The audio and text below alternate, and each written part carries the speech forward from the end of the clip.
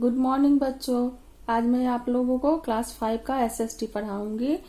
पाठ 2 है और उसका शीर्षक है मानचित्र हमारे मार्गदर्शक। इस लेसन में हम लोग पढ़ेंगे कि मानचित्र किसे कहते हैं, ये कितने प्रकार का होता है, इसका हमारे जीवन में क्या महत्व है, इसकी भाषा क्या है, मानचित्रकार किसे कहते हैं, पैमाना क्या होता है इत्यादि के बारे में इस लेसन में हम लोग पढ़ेंगे।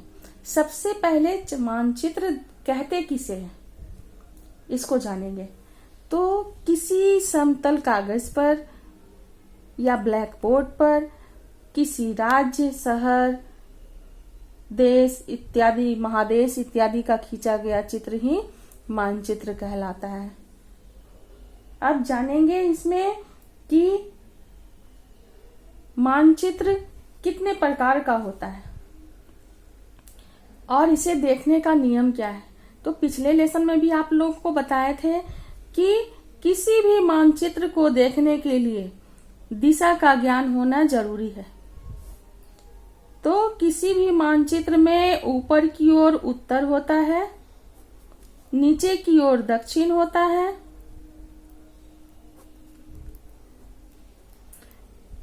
दाहिनी ओर पूरब होता है और बाईं ओर पश्चिम होता है। ये तो दिशाएं हैं, आप लोग जान रहे हैं। पूरब, पश्चिम, उत्तर, दक्षिण जानते हैं आप लोग।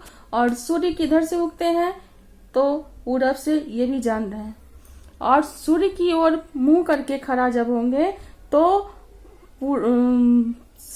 सूर्य की ओर मुंह करके जब खड़ा होते हैं तो आगे पूरब और हमारे पीठ की ओर पश्चिम होता है, और हमारे बाएं हाथ में उत्तर और दाएं हाथ में दक्षिण होता है। समझ रहे हैं। अब इसमें जानेंगे कि ये तो 4 दिशाएं थी, अब उपदिशा किसे कहते हैं। तो उपदिशा कहते हैं 2 दिशाओं, देख रहे हैं 2 दिशा है, उत्तर और पूरब। 2 दिशा के बीच की दिशा को ही उपदिशा कहते हैं। 2 दिशाओं के बीच की दिशा को उपदिशा कहते हैं। देख रहे हैं 4 उपदिशा भी है। जिस तरह से 4 दिशा है उसी तरह से उपदिशाएं भी 4 है, और इन्हीं 2 दिशाओं के नाम पर इस उपदिशा का नाम है। इधर देखिए उत्तर और पूरब है, तो ये इस दिशा का, उपदिशा का नाम उत्तर पूरब हो गया। इधर देख रहे पूरब और दक्षिण है, तो इसी दिशाओं के नाम पर इस दिशा का भी नाम है पूरब दक्षिण। देख रहे हैं पश्चिम और दक्षिण है।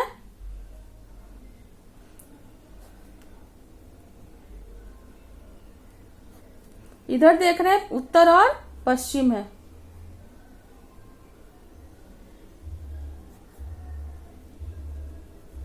उपदिशा समझ गए। अब जानेंगे कि ये मानचित्र जो है हमारे जीवन में किस प्रकार उपयोगी है। तो हम किसी जगह जाते हैं, आप लोग अपने गली मोहल्ले में ही जाते हैं, अपनी दोस्त के यहाँ जाते हैं, तो हमें किधर मुड़ना है, बाएं मुड़ना है या दाएं मुड़ना है, तो उस तरफ कौन सी दिशा है उसके आधार पे हम लोग किसी के जगह, अपने निश्चित स्थान पर पहुंच पाते हैं। इस तरह से ये हमारे जीवन में महत्व रखता है। अब जानेंगे कि ये कितने प्रकार का होता है। तो जान लीजिए कि मानचित्र के प्रकार 2 हैं। मानचित्र 2 प्रकार के होते हैं। पहला है राजनैतिक मानचित्र,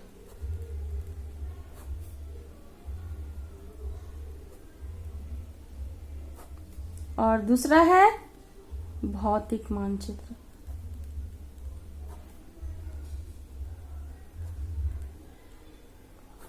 राजनैतिक मानचित्र जिसमें हम जानते हैं कि किसी राज्य का और किसी शहर का बाउंड्री क्या है, किसी राज्य की सीमा क्या है, किसी शहर की सीमा क्या है, किसी देश की सीमा क्या है, इत्यादि के बारे में हम लोग जानते हैं। आप लोग पढ़े होंगे 4थे क्लास में कि लेसन 1 में ही था कि हमारा देश भारत, उसमें था आप लोगों को जानना कि हमारे राज्य की सीमा, हमारे देश की सीमा, ये सब जाने होंगे। अब जानेंगे कि भौतिक मानचित्र। भौतिक मानचित्र जो सीधे समझिए कि जो भगवान द्वारा बनाया गया है। तो भगवान द्वारा क्या बनाया गया है? तो जैसे पहाड़ है, पठार है, घाटी है, नदी है, पर्वत है इत्यादि। समझ गए? अब जानेंगे कि मानचित्रकार किसे कहते हैं। तो मानचित्र बनाने वाले को ही मानचित्रकार कहते हैं। किसे कहते हैं? मानचित्र बनाने वाले को ही मानचित्रकार कहते हैं। और इसकी भाषा क्या है? मानचित्र की भाषा क्या है? तो मानचित्र की भाषा रंग और प्रतीक है। मानचित्र की भाषा क्या है? रंग और प्रतीक। आप लोग इस लेसन में ही देख रहे होंगे कि किसी में हरा रंग है, किसी में पीला रंग है, किसी में बैगनी है, किसी में ब्राउन है इत्यादि, है ना। तो देख रहे हैं कि क्यों ये रंग दिया गया है अलग अलग। हम लोग कैसे जानेंगे कि ये ऑस्ट्रेलिया है, ये एशिया है, यूरोप है, अफ्रीका है। तो कलर अलग अलग नहीं होगा तो कैसे जानेंगे? रंग अलग अलग नहीं होगा तो कैसे जानेंगे? उसी तरह से देखिए, आप लोग रंग, मानचित्र में रंग को बताने के लिए, किसी भी समतल भूमि को बताने के लिए, समतल भूमि को हरा रंग से दर्शाया जाता है मानचित्र पर। उसी तरह से पर्वत को पीला रंग से जानते हैं।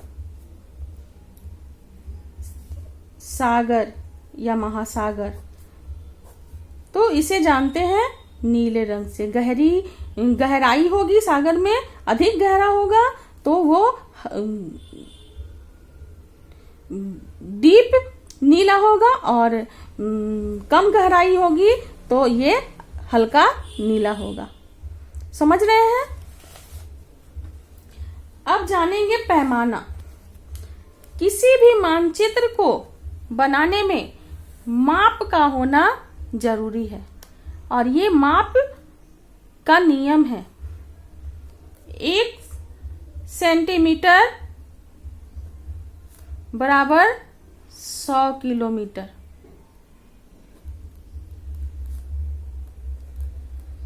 100 किलोमीटर को मानचित्र पर 1 सेंटीमीटर में दर्शाते हैं।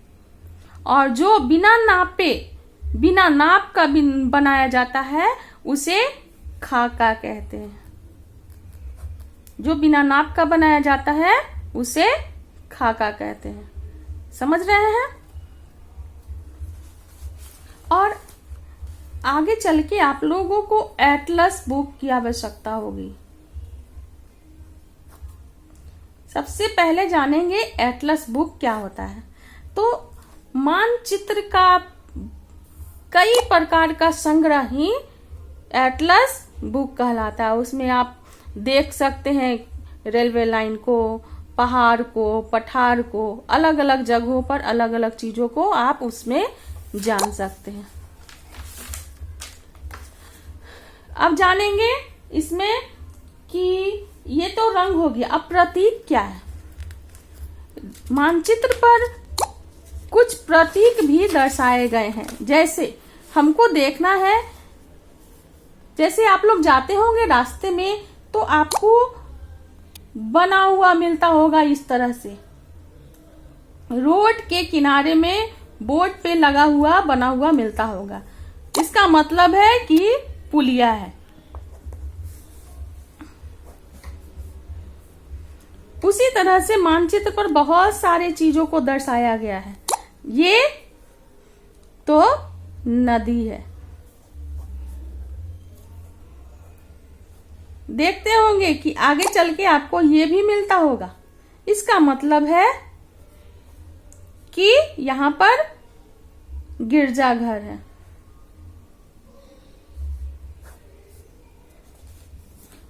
ये छोटा पुलिया, छोटा पुल है और बड़ा पुल जब मिलेगा तो उसका आकार इस तरह से हो जाएगा। उसी तरह से रेलवे लाइन, ये छोटा रेलवे लाइन है, इसको संकीर्ण भी कहते हैं।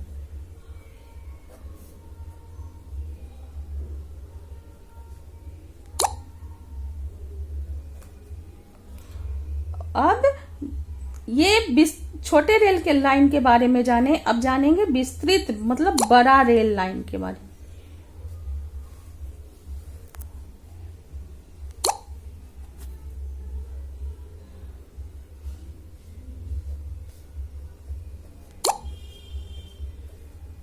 इसको कहते हैं, बड़ा को कहते हैं विस्तृत,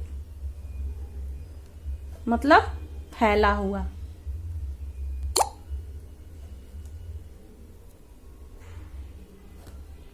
समझ रहे हैं?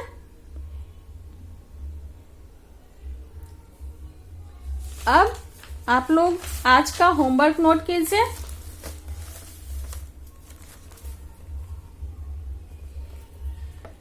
पहला क्वेश्चन है, मानचित्र हमारे लिए किस प्रकार उपयोगी है। बताए थे कि किसी जगह पर हम लोग एक शहर से दूसरे शहर या कहीं भी जाते हैं तो ये मानचित्र हमारे लिए सहायक होता है। और भी बहुत सारी चीजें, जैसे वहां का पर्यावरण, वातावरण जानना है, मौसम जानना है, तो कहाँ कौन सा मौसम है उसके बारे में भी हमें मानचित्र से ही प्राप्त होता है। मानचित्र की भाषा क्या होती है, तो अब बताए थे अभी कि रंग और प्रतीक ही मानचित्र की भाषा होती है। मानचित्र तीसरा क्वेश्चन है, मानचित्र पर दिशाएं कैसे दर्शाई जाती है। तो बताए थे और आप लोग पिछले क्लास में भी पढ़े होंगे कि मानचित्र पर दिशा को दर्शाने के लिए ऊपर की ओर उत्तर, नीचे की ओर दक्षिण, दाहिनी ओर पूरब और बाईं ओर पश्चिम होता है। उपदिशाएं क्या होती है। चौथा क्वेश्चन है, उपदिशाएं क्या होती है। तो बताए थे दो दिशाओं के बीच की दिशा को ही उपदिशा कहते हैं। पांचवा क्वेश्चन है, मानचित्र में रंग पद्धति क्या है। मानचित्र में रंग पद्धति क्या है, यह हमारे लिए किस प्रकार उपयोगी है। रंग पद्धति नहीं होगा तो हम लोग नहीं जान पाएंगे कि कहाँ क्या है और किस तरह का पानी है, कि जल है, पानी है या भूमि है, समतल भूमि है या पहाड़ है या पठार है। ये सब हमें भूमि के द्वारा ही, ये सब हमें रंग के द्वारा ही पता चलता है। इसको बना लेंगे।